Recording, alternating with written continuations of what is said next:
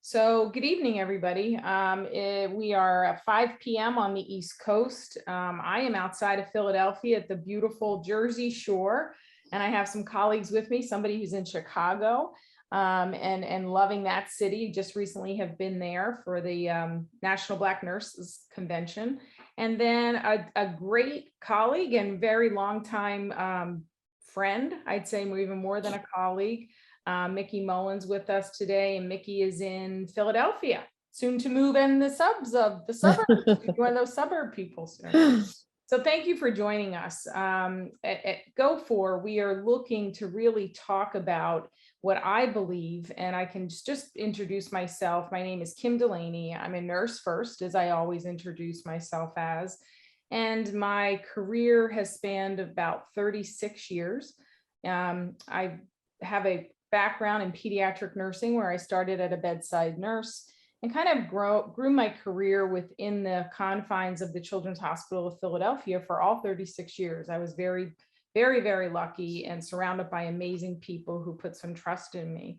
And at the end, just in the last couple of years, maybe the last 5 to 6 years, I was leading the talent acquisition team at the Children's Hospital of Philadelphia, which encompassed really hiring for the whole enterprise, from housekeeping to nursing to physicians to IT, you name it, marketing, we hired for it. So it was an amazing learning experience. Surrounded myself with a wonderful team, and don't think that at least a half a dozen weren't nurses, because they will always be nurses when I surround myself with the team.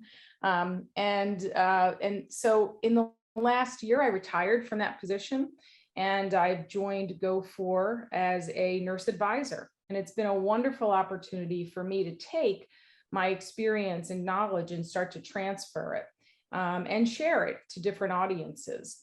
When it comes to staffing, coming from the standpoint of an employer very well respected in the United States and around the world, I would say to my CHRO and my chief nurse officer, we're not going to be able to staff right now, the next 5 years or the next 10 years, the same way we handled staffing in the past. We have to think differently as employers, because you know what? Our nurses are thinking differently. It's a different generation. So this is a perfect marriage of me thinking kind of futuristically and knowing that nurses are going to think that way from just the experience I had. And then also bringing the employer's experience that I've had the good fortune to have for many years, and knowing that they're starting to think differently. So that's kind of where I'm coming from. And today we'll talk to you about becoming your own CEO, an independent nurse contractor. And before I do that, I'll have just AK, which we call Amanda, introduce herself and her background, just so you know where we're coming from. And then Mickey, a quick intro as well. I love that we're all nurses on the screen, and we're talking to nurses, and we come with lots of different varied experiences. So AK, please. Thanks, Kim. So hi, everybody. I'm Amanda Kamas. My official title at GO4 is the RN Community Manager. And my role here is pretty much to support the nurses on platform and off, and build a community around the nursing profession. So I've been doing this for a little over a year now with GO4. Before that, I got my start as a nurse at the Drexel ACE program. And I mentioned that just specifically because it's a unique path, certainly, to do it as a second degree program in 11 months. And all my ACERs out there, we tend to bond over that in a very sincere way. So I went from there right to the ICU setting at Thomas Jefferson University Hospital in Philadelphia. I was in the neuro ICU, step down ICU over there on 9 Gibbon. And anyone who works at Jeff knows 9 Gibbon well, because it's a pretty tough unit to be on. It's really sink or swim. So as a new grad, it definitely kind of defined my nursing practice quickly in terms of my critical thinking skills and such. So from there, I went on to do ICU pool at Jefferson. I got my MSN in education somewhere in there. I fitted in, and I also worked in the CVICU at Paoli Hospital for a bit, and I am a full-time night shifter kind of gal. That's my roots. I never did anything different, except when I was in the pool, but then I did evenings even. I didn't even do days then. So, you know, that says a lot about me for my fellow nurses out there that know what that means to be a full-time night shifter. So really excited to start doing webinars like this with two nurses and you guys who are my senior and I certainly look up to with all of your experience. So I'll kick it over to Mickey. Thank you. So nice to meet you today and hear about your journey. I seriously could take like the entire hour and talk about my journey. Leave it to say that I have a lot of experience, probably more than many of you have even been in the field, but I still am a passionate nurse and always go back to nursing as my roots, despite the fact that I have done things on the fringe of the nursing career. So I've done primarily frontline nursing for the bulk of my career. I've done some nursing leadership.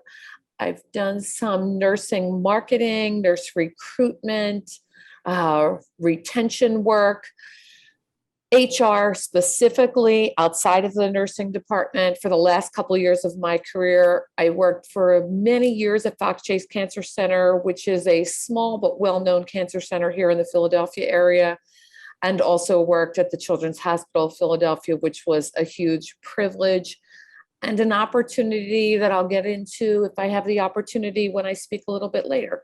So I love nursing, and I'm always an advocate for not just the profession of nursing, but individual nurses as well. I'll toss it back to you guys. Go ahead, Kim. Thank you, Mick. That's great. And again, Mickey will, as part of our presentation today, we know we love stories, and storytelling has to be something that people remember. Not only during the interview do I encourage people to tell a little story so that you're remembered, but I think a lot of times during webinars and presentations to have someone offer, and Mickey has offered to do that generously, to share her story with us and show us how she is now at a point where she is becoming her own CEO. So we'll get to that later in the presentation. So AK, we'll do I'm not a big slide person, but I know for some who might want to watch this later or share this, and we encourage you to share this with your friends, that it really does make good sense. If it was up to me, we'd have a real good conversation, but let's go through the slides. So the agenda today, what we'll be spending is about an hour with you, and you can read for yourself, but we'll be really defining what an independent nurse contractor is. The second most important thing, and this is the thing that for me has just been ringing true even prior to the pandemic, but certainly during the pandemic, is why are so many nurses considering a non-traditional hospital setting this particular year and beyond? Why are we thinking and talking to all of our colleagues and they're all saying, how much longer can I do this? Should I do this? So all of us thought that this was really a topic we wanted to discuss. Where do independent nurse contractors work? Let's talk about some of the places that they're being successful and enjoying, and some of the fun stuff we'll talk about, just those non-hospital or what I call non-traditional settings. And then the critical skills to be an independent nurse contractor. It's not for everybody. And the profession is one that we all want to represent and make proud. So I don't think it's something that people want to get into lightly and then not take seriously. This is something I think that is for the more seasoned professional nurse, and one that treats their profession as such. And then resources. We'll share with you some resources that I thought about, and then I know maybe AK and Mickey can even add into those. So that's a little bit about the agenda. I'll spend perhaps about 20 minutes on going through the agenda, and then we will talk to Mickey and ask her to share her story with us for about 10 to 15 minutes. And then we wanted to leave time for questions and see if anybody wanted to post any questions in our chat, and we'd leave time at the end where we would address those questions. So if people can maybe not raise their hand during the presentation and wait till the end, that would probably make us have the flow. When we talk about patient flow, we'll have to talk about webinar flow. We'll have the flow go a little bit more efficiently. All right, here we go. Great. So what is an independent contractor? A nurse, and many of you may know this, but I think it's important just to say it. Again, share it with your colleagues who are new into the profession, who are getting burnt out in the profession. Pass this along. An independent nurse contractor is a healthcare professional who works for themselves rather than being employed, working full-time at one place or even part-time at one place. A lot of us were socialized and educated that you came out of a program and you attached to an employer and you stayed there. And we know that that's not the way the nursing profession is right now. I experienced it, and AK did, Mickey did, where the nurse is coming out, and I'm thrilled. They're saying, yeah, not so much. You're not going to hear 20 years, 30 years, even 10 years, probably is my prediction. A nurse independent contractor helps meet the patient care needs on their own terms. And the one thing I know we're all passionate about is touching the patient. So through this work that we're doing, whether we danced around the bedside and did other roles in hospitals, I really feel it's important, as we all, the reason we became nurses is to really impact patient care in some way. So we really feel that as an independent contractor and your own CEO, you'll still be able to do that just much differently. A nurse can determine where they want to work and what kind of work they want to do and what kind of care they want to provide.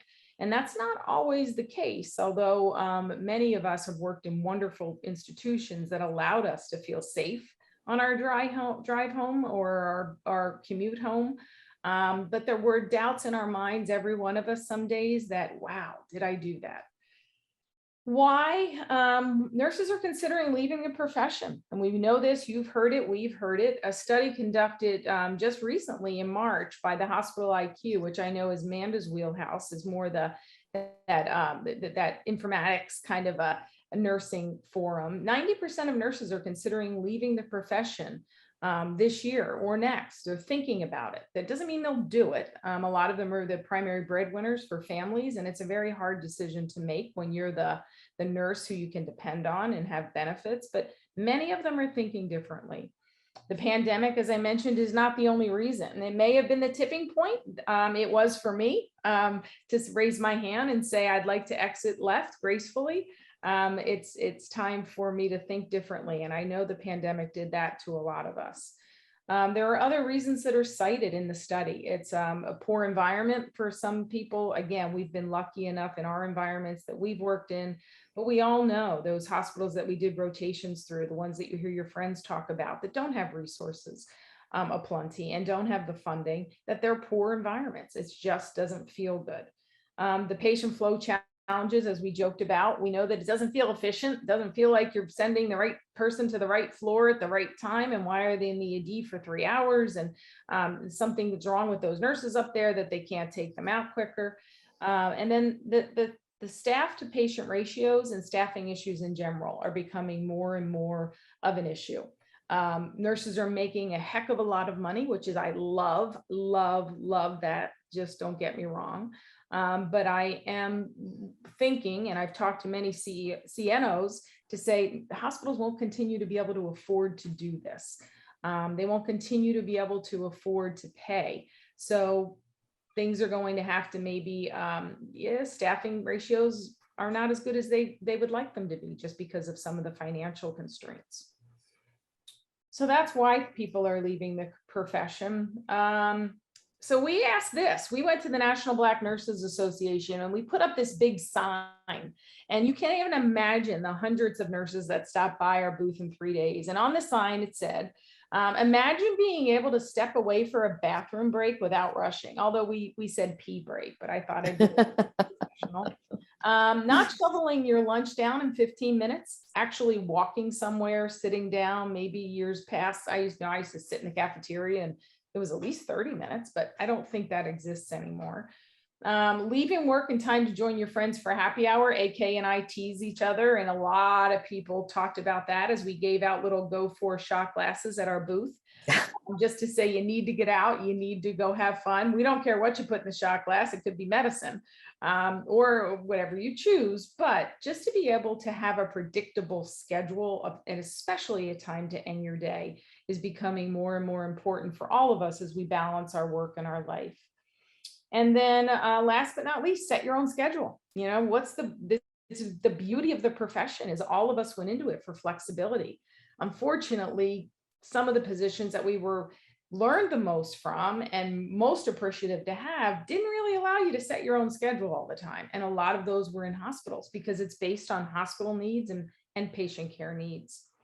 So this is what it's like to be your own CEO. You're going to have to be able to start to think that these things aren't just a fluke, but there's things that you could incorporate in your daily work life. Can you imagine that? And so where are some of the folks working? So what are we hearing? I've been with GO4 now as their nurse advisor for about 6 months, and I've talked to so many people. We've created a small advisory council of nurses with varied experiences. And I'm a talker, and I can talk to a pole, as you can tell. And I, just talk to people and say, where else are you going, or where would you like to go? So what we're finding out at GO4 is that the school RN is certainly something that people are attracted to. It's not for everybody. Obviously, you have to like kids, and not all nurses are familiar with kids. So, or even like to work with them. It's not their thing. So a school nurse is an option. A camp RN is a really nice option if it's for a week. And it's, gosh, we heard one was for night shift, and the person just had to be on site because that's what the regulations required. And they got a really hefty paycheck at the end of the week, and they were able to bring their family with them, which was, I thought was really cool. Outpatient nursing. We think people are, outpatient nursing is stressful. Don't get me wrong. I was the first one to try it when I thought it would be easier than being a floor nurse. And I left on Saturday and I felt humbled because I had no idea what those vaccines were and how many times I would have to give them to kids in different series. So it is not easy work, but it's different work. And it does have a closing time, and you do get to end your day, and you have a little more autonomy. And these are the kinds of opportunities I think that make sense for nurses to go into outside of a hospital setting on a per diem basis, which is what we at GO4 really want to focus on, is per diem opportunities for nurses, not full-time or part-time side hustles or gigs. We want to focus on per diem. Vaccine clinics, we're working right now. We think that's an opportune way for a nurse to be able to walk in and feel safe, to feel like they do a good job.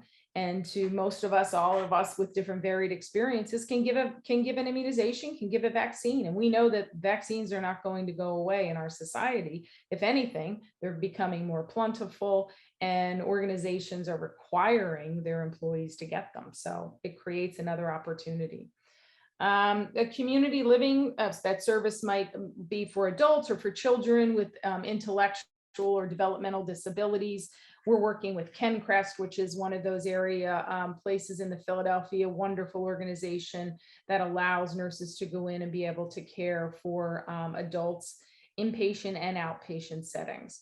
So those are just a few. I mean, our wheels are spinning. We're thinking hydration clinics. We're thinking, some kind of a spa where nurses will be able to do things. You also can teach. I mean, nurses can teach. They can go in and teach courses in community centers. They can offer to do that. Some of them do it as volunteers, but why not, if you're your own CEO, begin to see if there's community centers or any kind of courses that you can teach that could provide continuing education, maybe not CEUs officially, but continuing education for nurses. Provide care management. I know Mickey's going to talk about that a little bit, of where she's doing and some of the things that she's touching. And we're seeing care management as a real virtual opportunity for nurses who are very experienced and maybe want to work in one state or another and provide some care management. You can also do it for individual families. At the bottom there, I have provide independent care. Concierge for nurses. You could do this for neighbors, for friends, for colleagues. You can go in and say, hey, let me set up a, what's your med routine, and how do you get to your doctors? Does the same sibling have to take the mom and dad to the doctor, or can we rotate this? Let's set up a process for this.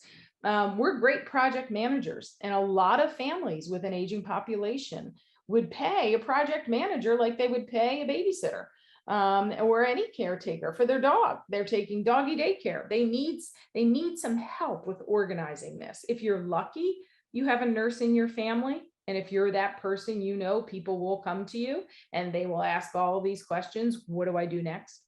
Where do I go? Should I call a specialist? You can make this part of your own journey. And then provide health counseling. I mean, it's great to be able to go in again. I'm big on the community and giving back, and community health centers that might need some counseling, whether it's for adolescents, for kids. Mental health is huge right now, but you don't always have to have a special certification. Being an RN, you can do a lot, and we have done a lot of these things. So that's kind of where we're headed and where we're thinking outside of the non-traditional hospital setting. Again, this is not for the weak. This is not for the nurse who just listens to what people say and kind of go in and wants to do their 8 hours and maybe go home. I think there's a lot of other skills that you need to bring when you think about this kind of work. And this really elevates the profession of nursing. We know we all have empathy. Now, you have to be punctual. I mean, you have to be able to be there on time and do your thing and not have a friend cover for you because you're running late, or the nurse on the shift prior to you staying because you're not quite there yet. Your time management is going to be huge. You'll have different projects coming in, perhaps different work assignments that are coming in, and you need to be able to manage all of those. Decision making is big, and we all know we've become great at that. I always think we're the masters of decision making in most of our households. It's the way we think, it's the way our brains work, and people look to us. Sales, you have to be able to sell yourself. Why would I be able to do this? Why could I do this for your family? Why could I go in and be able to do a per diem shift at Kencrest for a developmentally disabled child? What experience do I bring with me? You have to sell that, and you have to sell it with confidence. And sometimes nurses, I've learned over my many years in career coaching, need that confidence. They need to come across like, of course I can do it. And most nurses are way too humble. They can do these things. Accounting, and we'll talk about that a little bit. You need to be able to be self-employed, and what that means with tax implications, with becoming a 1099 employee. There's a little bit of an accounting thing. It's not somebody just sending you a paycheck or depositing it directly into your account, perhaps at a hospital. You have to figure it out. It might be on an app. We have an app at GO4 that people are very attracted to because they can work a shift or two or a stint and then get paid directly into their banking account through the app. We also have some contract services where we may be able to pay you as well for a few shifts or for a week or for a couple different times that you do into your bank account. So those are the things that we're thinking about. And again, I just wanted to go through those quickly. And I know I talked a lot, but you can look at those slides and again, share them, digest them. I don't think any of it's news to anyone who might be tuning in or who might see this at a later date. These are all things that have been happening probably slowly in the last few years. And what I'd like to do now is just turn it over to Mickey. Mickey and I are very casual. And as you can tell, as we talk, and I've met Amanda in the last 6 months, and boy, we fit perfectly together. And I think most nurses are very approachable, but you're going to really hear and enjoy hearing about Mickey's journey and where she is today.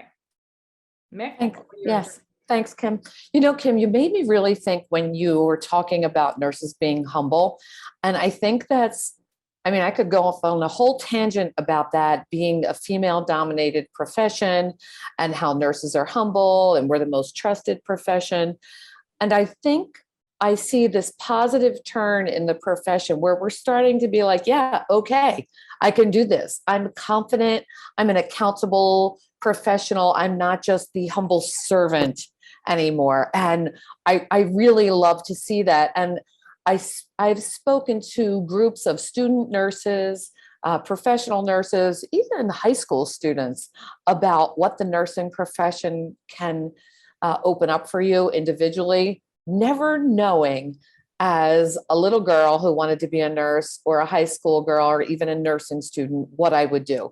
My goal when I started nursing was to take care of old people. I had elderly in my family that we helped care for, and I wanted to do it as a professional. And of course, my profession never took me down that path because I kept an open mind to what was out there and what other opportunities I have. Funny, now that I'm into it almost 40 years, that now I'm actually helping elderly in a way that works for me. and isn't just a profession, isn't just a career gig. It's something that works for me, and I feel like I'm helping. So I'll tell you a little bit how it started. I mean, I was the kid, I couldn't afford to go to college. I went to a nursing school, something that many students don't do now so much, but they might go to associate degree programs or community college programs because it's affordable.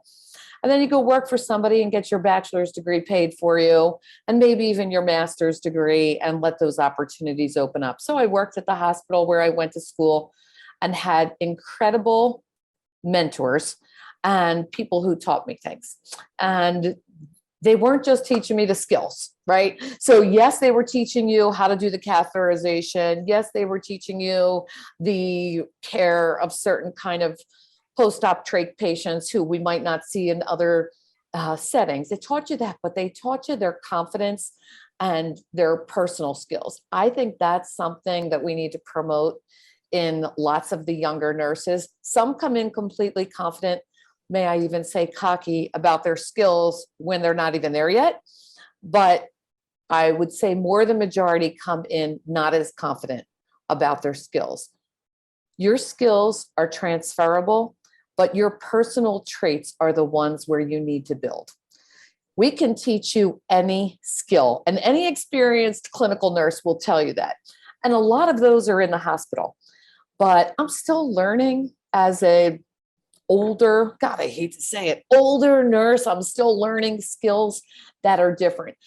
And one of the things that I really think is valuable is the networking. And so as women, primarily, and many of us in a clinical position, we don't have a value on the networking that people outside of nursing do. So when it really started when I got into doing some recruitment. And I met people like you, Kim, and, I would go to a meeting and I would talk to you, and on the unit you develop, or in an inpatient unit, I'll say, you develop this camaraderie with your colleagues. We're a posse. We're the people who take care of these patients. I kind of took that and put it into the other world because it's all I knew. That's how I built relationships. So then I met you, and I met other recruiters and people from other hospitals. Then when I started to think about what I might want to do, I would call you and say, Kim, you know what? I want to try this, blah, blah, blah. And I'd get career coaching from a colleague, say, Mick, you can do this. Oh my God, I can't do this. So I'm going to give you an example of when I left a career, a facility that I worked at for 27 years and loved the place, knew everyone. My comfort zone was off the charts. I mean, I knew everybody. If there was a problem or a question, people could come to me and I'd say, call AK. She knows this. She'll give you an answer. She doesn't come in till 4, blah, blah, blah. Like I knew everything. To going to work at a place where I knew Kim and I knew one other place. The organization was literally 10 times the size of the organization I worked for in a clinical specialty that I did not know. So I was going into pediatric radiology and vascular access. And I was like, what the heck's vascular access? What am I doing? It's the IV team. Oh my God. They were talking about things I didn't even know. But what I learned was they were looking for a skill set that was different. The skill set they were looking for was a people manager, a people leader. They said, we don't need somebody who's a clinical expert. We have people who have that expertise. You'll never catch up with them if you work in this field the rest of your life. And that was true. These folks knew their stuff, but they needed somebody to help lead the group. And I was like, yeah, cool, I can do that. So I went, and when questions came about the clinical realm, I deferred to the experts. I would defer to my clinical staff that knew that. When it came to managing the people, that I could get. So I learned so much clinically from them because they were unbelievable experts. But I hope I can say this, that they learned from me too, that you didn't have to be the best clinical nurse to be the manager. Some people still old school would say, you never worked here, you don't understand, you never did this for a kid. They wanted to teach me how to put IVs in kids. I said, okay, you can teach me, but I'm not doing that. That's not my job. That's your job. You put the IVs in the kids. I'm the one who's going to make sure you have enough staff. I'm the one who's going to make sure we have budget for the equipment. So go with your go with your strengths, go with your gut, and learn from your connections. So I've been giving Kim kudos and props for 10 years for opening the door for me. And she's like, I eked the door open. You got in there yourself. But she built my confidence to say, yeah, you can do this. So we don't even know sometimes the influence that we have on others. Don't forget the first year when we would pass each other in the hall. And I know many of you listening may think the same way. Mickey, give me the face and say, oh my God, I gotta get out of here. And I would say, just give it a year, give it a year. And there's many of us who go into this feeling, I can't do this, I might leave. And then after a year or a little, it clicks and you know that it's meant to be. So yeah, it's not, and you stuck in there. Nurses stick to things. I mean, that's the beauty of a lot of the personalities. Well, that change is really difficult, right? So change is difficult for everybody, but I would say for some of the nurses who may be listening to this, change after doing something for a long time is even harder. Mm-hmm. If you're a newer nurse and you have tried a couple different things, you might not have that fear that some nurses who've been doing things for a long time have. But I would say to myself, I can remember literally walking down the hallway to my office and saying, okay, just get to that 7 o'clock meeting. Just get to that 7 o'clock meeting. Because once you get through that, then you're going to go to that 8 o'clock meeting. And 8 o'clock meeting, you're prepared and you got this, blah, blah, blah. And just get to that 9 o'clock meeting. And then at the end of the day, I'm like, okay, I got through these things and I learned this and I can do that.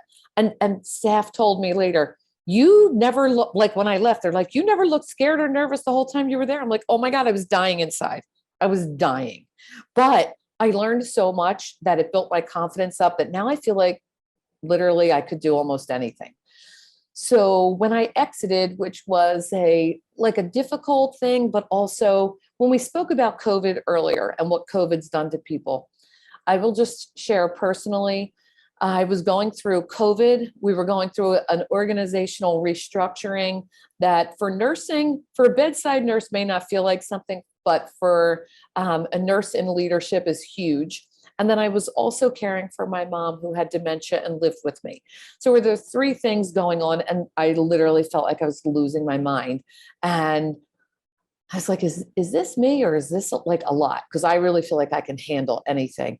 And thank goodness for people like Simone Biles and other folks in the media who said, or in sports, and who said, yeah, it's okay to not be okay. Let's deal with this. And I said, yeah, I'm not okay. I need a break. And I took a break. And then I thought, I'm going to try something new. What the heck am I going to try? And so I waited. I kept looking around, seeing what I might want to do. And I came across something where I could work from home and I could be helping elderly people, which is what I wanted to do when I started out. And so I'm doing assessments for long-term care. It's a very unique niche job that I was very, very fortunate to get in through a connection with a colleague that I had in a job probably 15, 20 years ago. And she's like, I think you'd be great at this. You should do it. And so I've been doing that for a couple months and it's super cool and I love it. And I said, I don't have experience working with elderly people, but I can tell you, I didn't have experience working with pediatric radiology patients or pediatric vascular access patients, and I made it work. And so I feel confident I can make this work too. So building your confidence up about your skills. I just think that transferable skills thing is a huge asset in our profession that we don't always give credit for. Like, so AK, you have critical care experience, right? And so if somebody asked you tomorrow, could you go work in a pediatric home care thing? You'd be like, I don't know, I never took care of kids. But Kim and I would be able to say to you, can you do this? Can you do critical thinking? Can you do prioritize decision-making? Do you know who to call in emergencies? Do you have your basic blah, blah, blah? Yep, you can do it. And then you might have the confidence to do it. I think that could go for many of our listeners in the same way. Some of the folks that I know who've joined GO4 some of them have very varied skills. Some of them have very specific skills, but are using this opportunity to learn how to do different things and be their own boss. So in in me being my own CEO, I don't want to do leadership anymore. I want to do what I went into nursing for, which was, corny as it may sound, I want to help patients. That's what I want to do. But I don't want to be working 12-hour shifts and driving into the city. I'm moving out to the burbs. I want to live out in the burbs. I'll take assignments out there. I don't mind driving for a job if it's going to be the one that I feel good about doing. And so that's what I like about being your own CEO. I'm doing, it's what folks would call gig work, but I'm doing it on my own terms. If I want to, Kim had mentioned earlier, we were talking, I don't even know if that's on the recording. I was away for 3 days. I just scheduled myself. I'm not taking any patients for a couple days. I'm hanging out with my friends at the beach, and that's what I'm doing. And then I knew I was coming back to this. I have 3 assignments tomorrow, boom, boom, boom. Then I'm off again on Friday. So being your own CEO and making it work for you is, it's maybe one of those things that we all dream about when we get older. I don't think nurses dream about it because we think about, I get a hospital job or I get a job in a nursing home. I do my 312s and I make good money and that's it. But there's way more to it than that. Yeah, Mick, when I think about the audiences that this, independent contracting is for, that would be very, very appreciative of a GO4 platform, would be, in my mind, those nursing students who are going back for their master's or their PhD or their doctorate or their advanced degrees, where they need side hustles because they're a student. And we all know that those master's programs, AK knows, I never did that. I felt like I got my master's when I was working at CHOP, but formal education takes a lot of training and time. And I really think that the jobs that are available that aren't so stressful, you can go to the bathroom, you can leave, you can eat lunch. That's what you want to do when you're going back to school. You don't want to throw yourself in an ICU for 8 hours, knowing you're going to get asked to stay for 12, and maybe you're going to get asked to stay for 16, and then knowing you have a paper that you were going to work on that night. So the cohort of that population, I think, is especially good for this kind of work. In addition to you and I, right?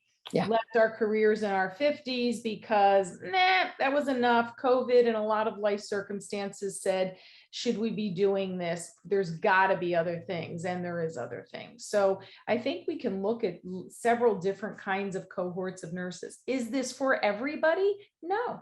I think the great place to learn is in a hospital setting, but get what you can from it, and then say you're done. You don't want to be Nurse Cratchit who gets tapped on the shoulder. And I've done it. They used to send them to my office to say, I think you need to move on. And they'd say no. And I'd say, yeah, because, you're not really coming across like you think you're coming across to our patients, to our nurses, and to our physicians and families. You're really done.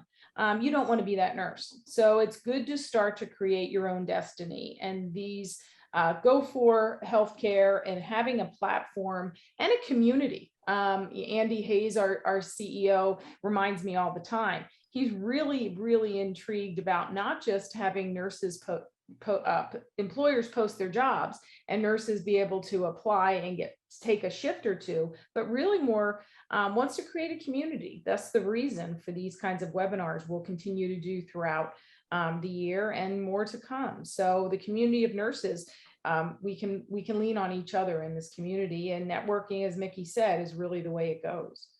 I also think, Kim, each of those cohorts have a different thing that could be a takeaway from the gig work, right? So you're in school, you're crazy busy, you can only fit in 8 or 12 hours a week, and you find one of these jobs.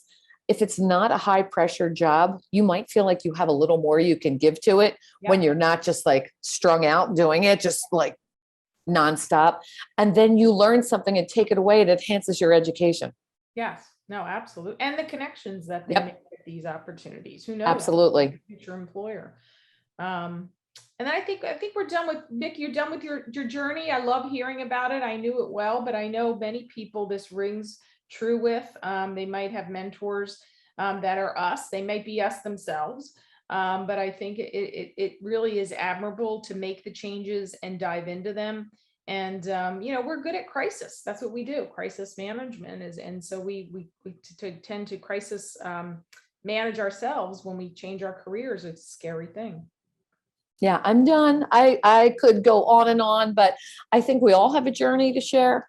And I think it's a good time, something we don't really do, whether you have 6 months of nursing experience, 6 years, 60 years, whatever, is reflect on what you've done, on what you know, and what you have to give and who your connections are. Like sometimes we just have to hit the pause button and Yeah. think about what we have and what we want to do and not just keep going through the motions. I am grateful for the opportunity to have today to share and to like influence anybody in any way at all. Thank you. Okay, I think there's one more slide if I remember when I was rushing to do this because Kim was in a crisis mode.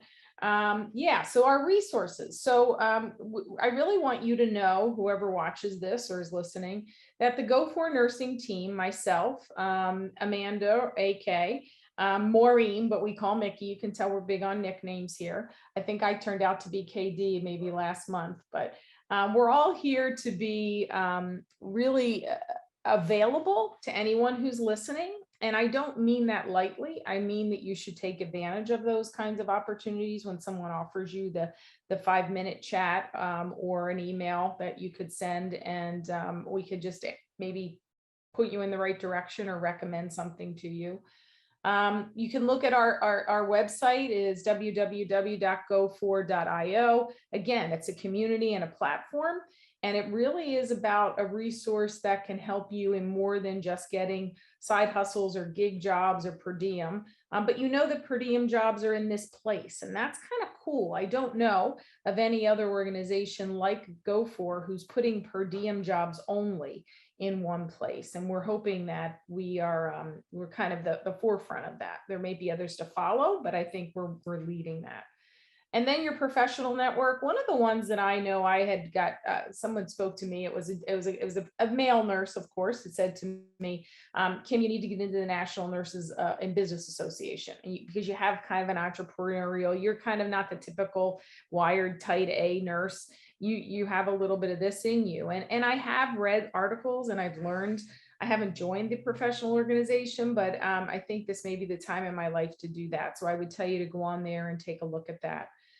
Professional liability insurance. That's something you're going to need if you're your own CEO. If you want to do your own thing, you're going to have to cover your own.